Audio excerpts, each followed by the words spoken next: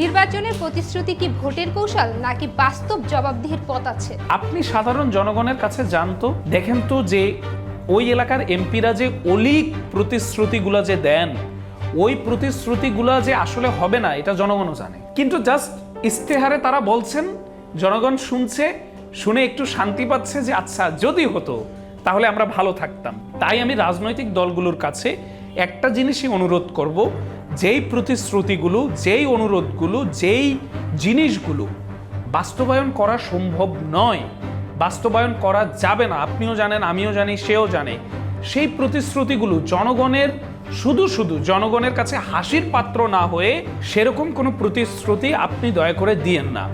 আর আপনি যে প্রতিশ্রুতিগুলো এখন বাংলাদেশে দিচ্ছে বর্তমানে নির্বাচন উপলক্ষে, সে সকল প্রতিশ্রুতির ঊর্ধ্বে যে আমার কাছে মনে হয়, এটি আমার ব্যক্তিগত মতামত, সকল প্রার্থীর, সকল দলের শুধু একটাই প্রতিশ্রুতিবদ্ধ হওয়া উচিত।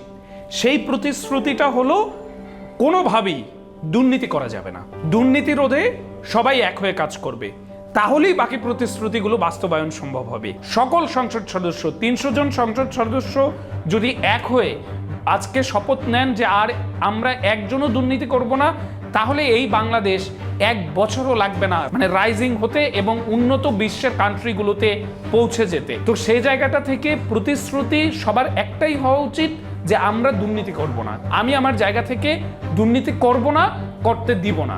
এই জিনিসটা যদি প্রতিশ্রুতি হয়, এটির বাস্তবায়ন সম্ভব। এবং এর বাইরে যে প্রতিশ্রুতিগুলো দিচ্ছে, এই করব সেই করব, ওগুলো কেবল জনগণও জানে, আমিও জানি, আপনিও জানেন যে ওগুলো কেবল ভোটের জন্য, ভোটের মাঠে ভোটারদেরকে দেখানোর জন্য, এছাড়া আর কিছু না আসলে।